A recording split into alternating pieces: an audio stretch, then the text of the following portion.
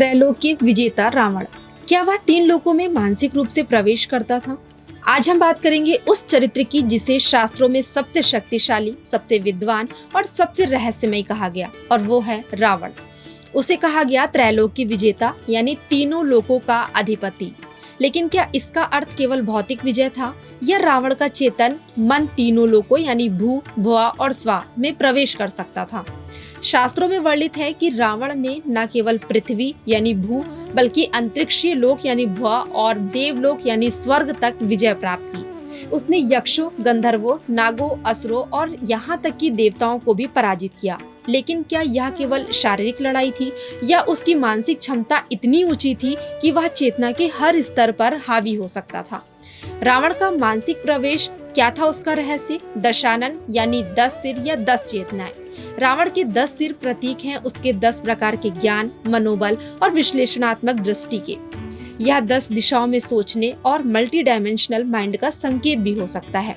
त्रैलोक्य पर मानसिक अधिकार, भूलोक यानी शरीर और स्थूल ज्ञान, भुआलोक यानी मन और विचार क्षेत्र, स्वालोक यानी आत्मा और उच्च चेतना।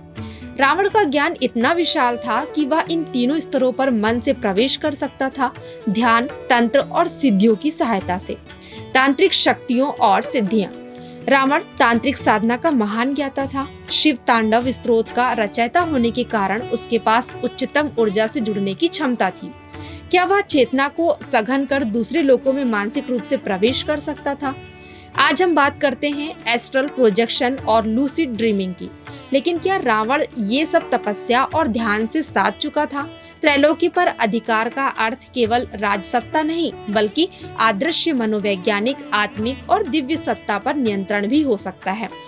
रावण एक राक्षस नहीं, बल्कि अति मानव था। उसका त्रैलोक्य विजय शायद एक चेतन यात्रा थी, जहां उसने शरीर, मन और आत्मा के हर स्तर पर अधिकार किया।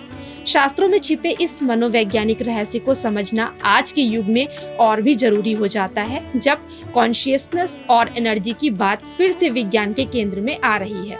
तो क्या रावण सच में त्रैलोक्य विजेता था, या वह हमारी चेतना की सीमाओं को लांघने का प्रतीक है? आपका क्या मानना है? हमें कमेंट करके कमेंट बॉक्स में जरूर बताइएगा।